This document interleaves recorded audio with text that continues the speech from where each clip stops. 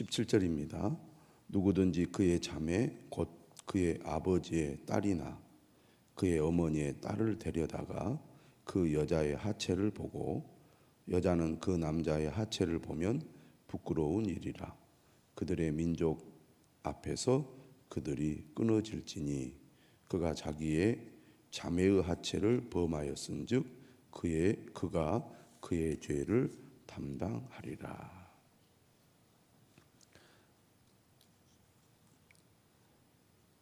근친상간에 따른 징벌에 대한 말씀이 어제 이어서 계속되고 있습니다. 어떻게 보면 지금 우리의 기준에서 볼 때는 당연한 말씀이고 또 말도 안 되는 일이라고 생각될 수 있습니다. 우리 민족은 오랫동안 유교 문화 속에서 살아왔기 때문에 이러한 현상들이 있을 수 없는 일이죠. 그런데 이 말씀이 3000년도 넘는 아주 오랜 과거에 하나님께서 주신 말씀이고 그 당시 가나안 족속들의 문화가 이러한 가증한 일들이 많이 있었다고 생각해 볼 때 하나님께서 구체적으로 이러한 말씀을 통하여 그러한 가나안 족속들의 잘못된 삶의 행태를 따르지 않도록 엄하게 강조하고 다스리는 말씀이라고 생각해 볼 때 오늘 이 말씀은 함께 공동체 생활을 하고 있는 당시의 이스라엘 민족의 삶의 문화가 하나님이 보실 때 거룩한 삶을 따라야 한다는 것, 그런 의미에서 특별히 가정이나 집안을 거룩한 공동체로 세우는 것은 매우 중요한 일이었다고 볼 수 있습니다. 가정을 귀하게 여기고 또 가족과 친족들과의 관계를 거룩하게 유지하고 세우는 것, 하나님의 백성들의 공동체에 있어서 매우 중요한 문제였던 것이죠. 가정이 바로 서야 사회가 바로 서기 때문에 그렇습니다. 그래서 가족과의 관계, 또 집안 친족과의 관계를 건강하고 바르게 세워야 그 사회와 공동체가 건강한 사회가 되기 때문에 그렇습니다.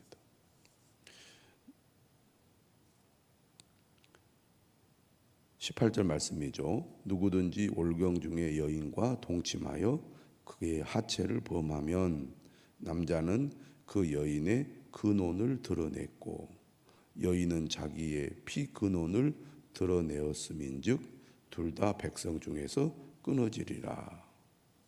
둘 다 백성 중에서 끊어지리라. 이렇게 더 이 앞에 나오는 말씀보다 더 엄한 징벌을 내리고 있습니다.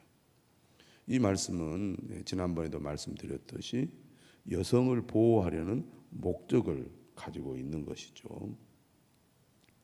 당시의 사회 상황에서 여성들은 약자였기 때문에 하나님의 말씀을 통해서 여성을 보호하는 말씀은 매우 중요하다고 할 수 있습니다. 하나님은 어떤 분이신가? 레위기 말씀을 통해서 하나님은 가정을 중요하게 여기시는 분이고 가족과의 바른 관계, 건강한 관계를 유지하기를 원하신다는 것, 또 연약한 여성들을 보호하는 것, 그것 또한 하나님의 뜻임을 알 수 있습니다. 특별히 여성은 하나님께서 인간의 생명을 이 땅에 탄생하게 하기 위해서 매우 중요한 존재이기 때문에 특별히 여성을 보호하는 것은 하나님의 생명을 보호하는 것, 그리고 하나님의 창조 질서를 세우는데 중요한 역할을 하는 사람이기 때문에 특별히 여성을 보호하는 일은 중요한 문제라고 할 수 있겠습니다. 19절이죠. 내 이모나 고모의 하체를 범하지 말지니 있는 살부치의 하체인즉 그들이 그들의 죄를 담당하리라. 누구든지 그의 숙모와 동침하면 그의 숙부의 하체를 범함이니 그들은 그들의 죄를 담당하여 자식이 없이 죽으리라. 자식이 없이 죽는다는 것은 대가 끊어진다는 것이고 그것은 하나님의 엄한 심판의 하나라고 볼 수 있습니다.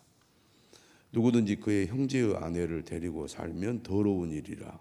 그가 그의 형제의 하체를 범함이니 그들에게 자식이 없으리라. 근친상간, 또 가족과의 관계, 또 집안에서 형제, 자매, 친척과의 관계 매우 중요하고 이 거룩함을 세우는 것 반드시 지켜야 할 일이다. 그렇게 말씀하고 있는 것입니다. 지금 우리 사회는 이제 핵가족화되어 가지고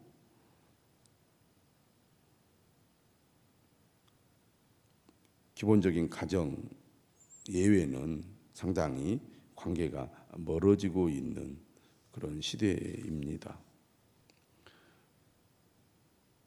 그러다 보니까 잘 모르기도 하고 접촉할 기회도 별로 없고 남남처럼 그렇게 지내게 되기가 쉬운데 여전히 지금도 가깝게 지내는 친족 간에 불상사가 일어나는 경우들이 있습니다. 그런 의미에서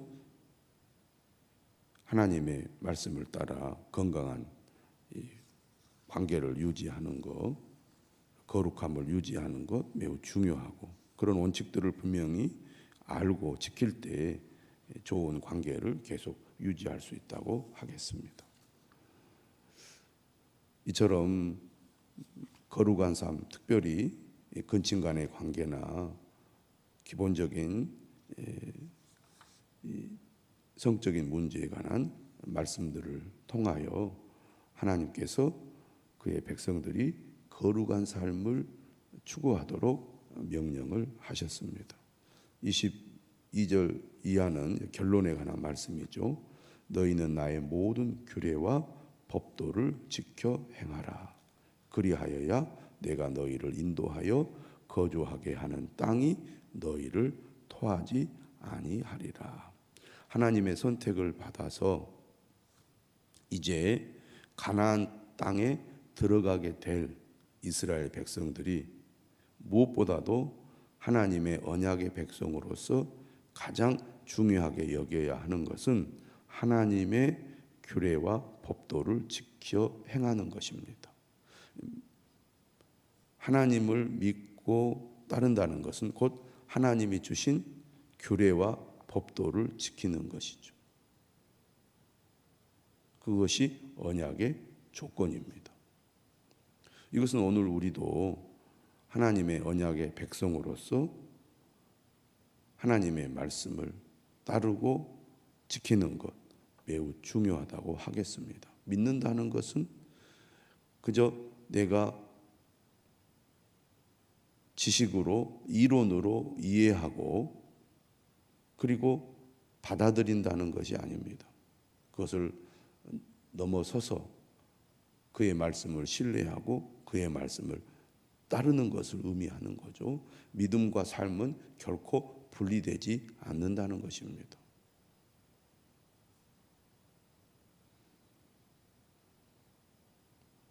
하나님께서는 오늘 이스라엘 백성들에게 가나안 땅에 들어가서 그들이 계속 그 땅에 거주하려면 반드시 하나님의 모든 규례와 법도를 지켜야 한다고 말씀하고 있습니다. 그래야 너 토하지 않겠다. 다시 말하면 쫓겨나지 않겠다는 겁니다. 하나님께서 가나안 족속을 내쫓는 이유는 그들이 하나님 앞에 가증한 삶을 살았기 때문입니다. 그렇기 때문에 하나님께서는 이스라엘 백성들 역시 가나안 땅에 들어가서 가나안 족속들의 가증한 삶을 본받지 말라고 말씀하시는 거죠. 23절입니다. 너희는 내가 너희 앞에서 쫓아내는 족속의 풍속을 따르지 말라. 그들이 이 모든 일을 행함으로 내가 그들을 가증히 여기노라. 당시 이 가나안 족속들은 우리가 레위기 말씀을 통해서 볼 때 얼마나 그들이 하나님 앞에 가증한 행동을 해왔는지 알 수 있습니다. 지금의 기준으로 볼 때는 상상할 수 없는 가증한 행동들을 많이 했던 거죠. 그래서 하나님께서 그들을 심판하기 위하여 이스라엘 민족을 도구로 사용한 겁니다. 그런데 하나님께서 이것을 계속 반복해서 그들을 따르지 마라, 그들의 풍속을 따르지 말라고 강조하는 이유가 어디에 있습니까? 이스라엘 백성들도 그 땅에 들어가면 그들의 풍속을 따를 가능성이 많기 때문입니다. 실제로 어떤 일이 벌어집니까? 이스라엘 백성들이 가나안 땅에 들어갔을 때 하나님의 명령을 따라 그들을 완전히 쫓아내야 되는데 다 쫓아내지 못합니다. 또 쫓아내지 않기도 하죠. 이유가 있습니다. 현실적인 문제 때문입니다. 그 땅의 형편을 자세히 잘 모르는 이스라엘 백성들에게는 가나안 족속의 사람들 또 그들의 경험과 지혜가 필요했습니다. 그들의 도움을 필요로 한 것이죠. 그 땅에서 농사를 오랫동안 지어왔던 사람들의 경험과 도움을 받음으로 그곳에 더 빨리 잘 정착할 수 있기 때문입니다. 그런데 이 고대 사회는 삶과 문화와 종교가 서로 깊이 연관되어 있기 때문에 그들을 받아들인다, 그들과 함께 산다, 그것은 그들의 문화와 종교를 받아들인다는 것과 관련이 있습니다. 다시 말하면 함께 한다는 것은 반드시 영향을 받게 되어 있다는 얘기죠. 그래서 하나님은 철저히 그들을 경계하고 그들을 내쫓고 진멸하라고 하신 거거든요. 그런데 그 말을 듣지 않습니다. 그러니까 인간은 자기에게 이익이 되느냐, 자기에게 실제로 필요하느냐 이것을 더 중요하게 여기기 때문에 현실은 무시하기가 어렵지 않습니까? 그러다 보니 그들은 가나안 족속들을 완전히 쫓아내지도 않았고 그들의 풍속을 받아들이고 따르게 되죠. 그래서 가나안 족속들의 가증한 행위를 계속해서 그들이 따르게 됩니다. 온갖 우상 숭배를 다 하게 되죠. 결국 이스라엘 백성들이 이러한 행동들을 함으로써 결국은 하나님께서 그들을 토해내게 된 것입니다. 너희를 인도하여 거주하게 하는 땅이 너희를 토하지 아니하리라. 그런데 그런 일이 벌어지고 만 겁니다. 하나님께서 반복해서 강조했지만 그들이 그것을 가볍게 여겼기 때문에 이런 일이 일어난 겁니다. 내가 전에 너희에게 이르기를 너희가 그들의 땅을 기업으로 받을 것이라. 하나님 분명한 약속이 있죠. 내가 그 땅 곧 젖과 꿀이 흐르는 땅을 너희에게 주어 유업을 삼게 하리라 하였노라. 하나님의 분명한 약속이 있고 그 약속대로 하나님께서 그 땅을 주시지요. 왜 그렇게 하십니까? 나는 너희를 만민 중에서 구별한 너희의 하나님 여호와이니라. 나는 너희를 만민 중에서 구별한 너희의 하나님 여호와니라. 거룩이라는 단어의 가장 기본적인 뜻은 바로 구별입니다. 다른 민족들과 구별된 존재라는 거죠. 이스라엘 백성은 거룩한 백성이라는 것은 그런 뜻입니다. 또 거룩한 삶을 살아라. 그 말은 다른 민족들과는 구별된 존재로서 구별된 삶을 살아야 한다는 것입니다. 하나님께서 그러한 목적을 가지고 이스라엘을 선택했고 이스라엘을 가나안 땅으로 인도하신 겁니다. 우리는 하나님의 뜻과 목적을 알고 그 뜻과 목적을 따라 살아가야 하는 존재입니다. 이스라엘 백성들은 이처럼 하나님의 뜻, 하나님의 목적을 분명히 듣고 알고 있으면서도 그것을 기억하지 못하고 망각했기 때문에 구별된 삶을 살지 못하고 그들에게 동화되거나 그들에게 물들거나 그들을 본받는 삶을 살아가게 된 것이죠. 오늘 우리도 우리가 누구이고 우리가 어떤 존재인지 하나님이 우리를 부르시고 구원하신 목적이 무엇인지를 분명히 알아야 하겠습니다.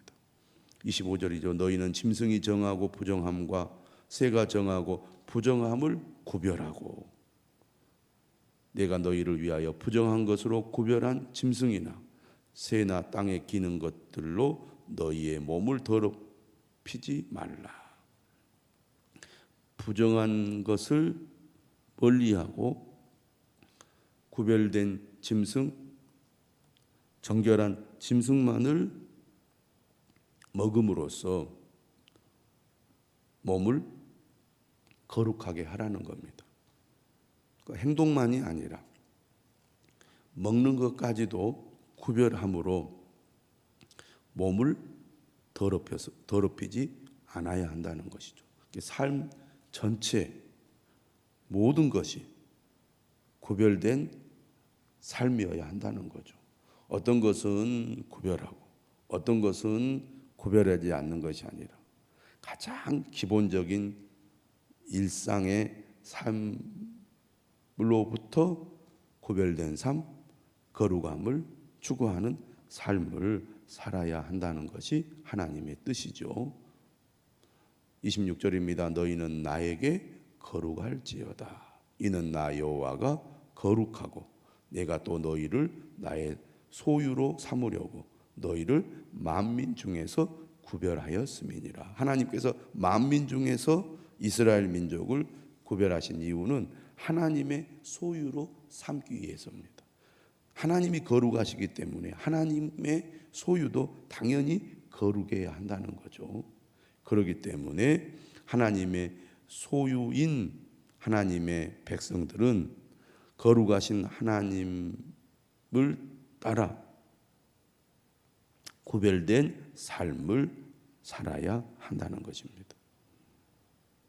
오늘 우리도 하나님의 소유된 자로서 만민 중에서 구별되었음을 믿고 하나님의 뜻을 따라 거룩한 삶을 추구해야 할 것입니다. 내 힘으로 내 능력으로 할 수 없기 때문에 우리 안에 계신 성령님을 통하여 거룩한 삶을 살도록 도와주십니다. 내 힘으로 하려고 하면 절망할 수밖에 없죠. 그러나 오늘 우리 그리스도인들은 우리 안에 계신 성령님으로 말미암아 거룩한 삶을 살아갈 수 있는 힘을 얻게 됩니다. 그래서 사실 거룩한 삶을 살라는 말씀이 한편으로는 우리를 절망하게 만들지만 그렇기 때문에 날마다 하나님을 의지하고 하나님이 주신 힘을 공급받기 위하여 하나님을 찾을 수밖에 없는 것입니다. 그 힘으로 우리가 거룩한 삶을 살아가게 되는 것이죠. 27절입니다. 남자나 여자가 접신하거나 박수무당이 되거든 반드시 죽일지니 곧 그 돌로 그를 치라. 그들의 피가 자기들에게로 돌아가리라. 어떻게 보면 맥락 없이 27절의 말씀이 나왔는데요.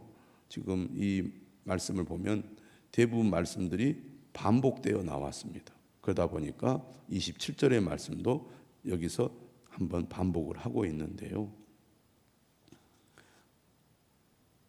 접신하거나 박수무당이 되는 사람은 반드시 죽이라는 것이죠. 이것은 하나님이 아닌 다른 것을 섬기는 자고, 하나님만을 섬기고 우상을 숭배하지 말라는 하나님의 말씀을 정면으로 어기는 가증한 행동이기 때문에 반드시 죽이라고 말씀하고 있습니다. 오직 하나님만 믿고 하나님만 섬기는 삶을 살라는 말씀입니다.